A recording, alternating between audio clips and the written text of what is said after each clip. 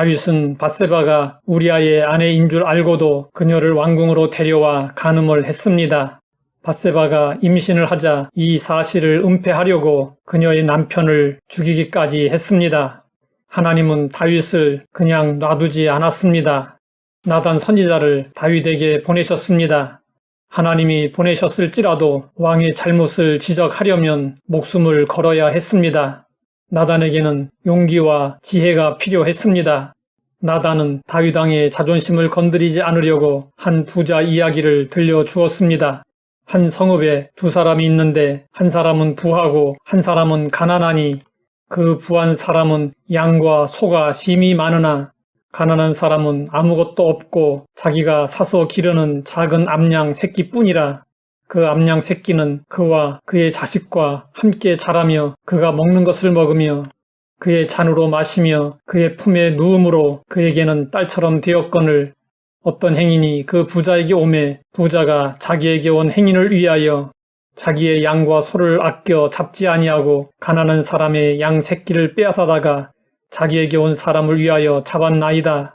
이야기를 들은 다윗의 반응은 어떠했을까요? 다윗은 부자가 손님을 대접하기 위해 가난한 사람의 하나밖에 없는 암양 새끼를 빼앗았다는 말에 분노하여 말했습니다. 이 일을 행한 그 사람은 마땅히 죽을 자라. 그가 불쌍히 여기지 아니하고 이런 일을 행하였으니 그 양 새끼를 4배나 갚아주어야 하리라. 그러자 나단이 말했습니다.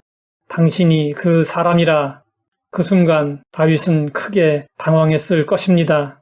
우리는 다윗의 그 다음 행동에 주목할 필요가 있습니다. 나단 선지자의 지적에 다윗의 무뎌진 양심이 되살아났습니다. 다윗은 하나님이 나단 선지자를 통해서 자신을 책망하시는 줄로 알고 어떤 변명도 하지 않고 곧바로 회개했습니다. 내가 여호와께 죄를 범하였노라.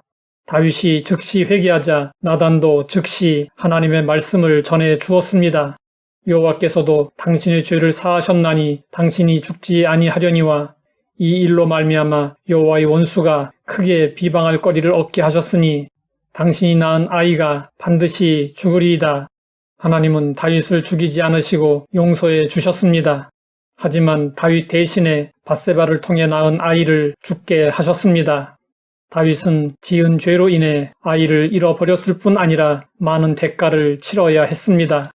그렇지만 다윗은 하나님에게 버림받지 않은 것만으로도 다행한 일이었습니다.